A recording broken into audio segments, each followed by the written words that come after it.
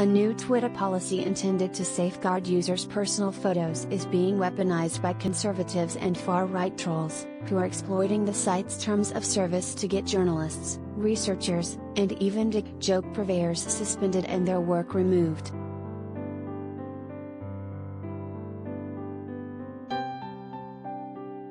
Twitter's newest rule, which prohibits sharing private individuals' photos and videos without their permission, went into effect last Tuesday. It allows individuals to request takedowns of tweets and accounts that share media in which they're depicted, and can be applied retroactively to any tweet ever sent.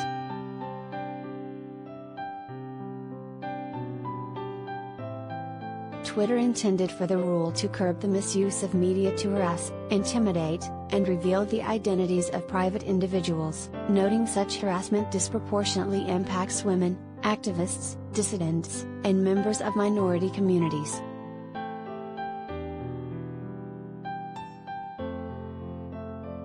But soon after, neo-Nazis, extremists and other members of the far right began reporting photos of themselves, seeking to scrape evidence of their misdeeds from the internet, and to punish and impede the researchers, law enforcement and journalists seeking to identify them.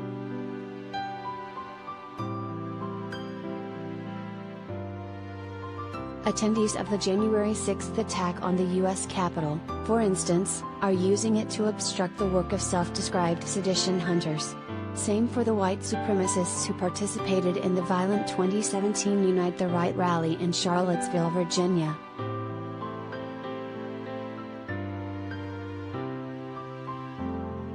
In one especially egregious case, Samuel Broslow, a reporter for the Beverly Hills Courier, had his account locked because he'd covered an anti-mask protest.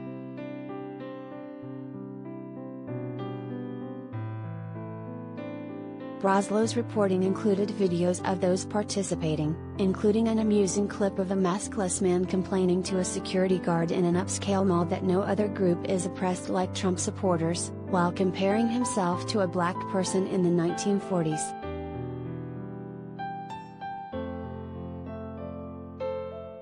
The reporter eventually had access to his account restored, though he says Twitter hasn't explained why.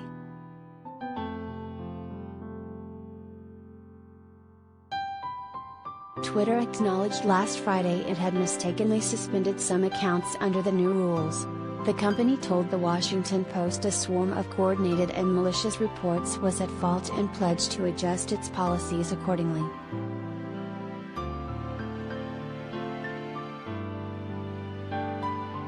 It's unclear how the company adjusted its rollout, however, with numerous people still locked out of their accounts. The company didn't respond to a request from HuffPost.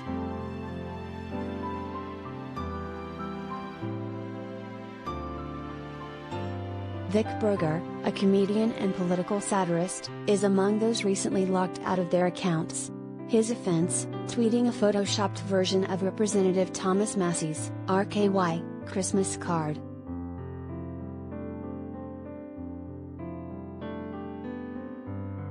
The Republican published the gun-centric Christmas missive days after a school shooting in Michigan killed 4 students and wounded 7 more, some severely.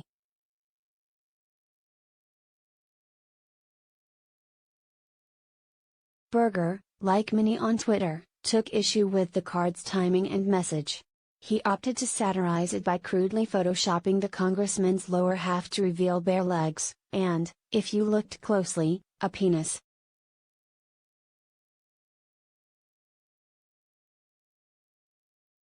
A caption accompanying the riff read,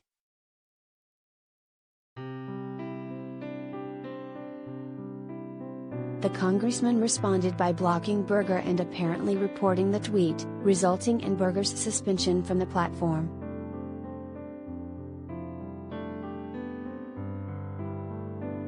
Massey is a powerful and scarily influential public figure, Berger told HuffPost, defending the message. Satirists shouldn't have to hold punches and get punished simply because his feelings are hurt.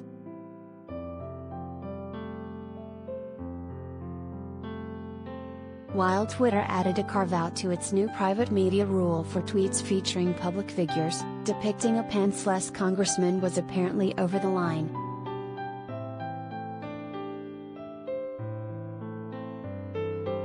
In an explanation to Berger for his suspension, the company said he'd violated the site's ban on privately produced/distributed intimate media.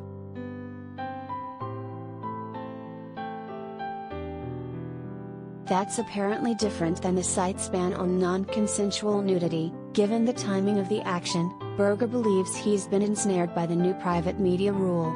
Twitter didn't respond to a request for clarification.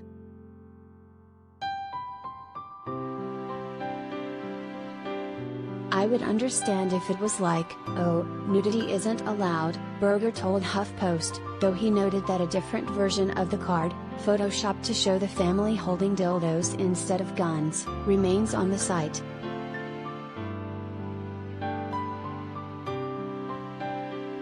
Berger also doesn't recall any other penis-related photoshops of his getting yanked from Twitter in the past, including some of former President Donald Trump and one of Newt Gingrich getting intimate with a pumpkin.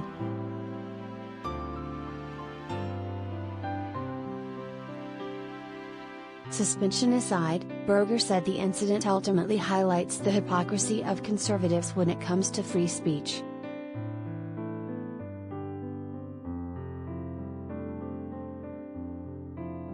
"If the right really cares about free speech, they should be out there supporting this penis picture," he said. "But for some reason they're not, and I haven't had any of the free speech heroes come vocalize about this at all. Ted Cruz hasn't stepped up to say this is an outrage."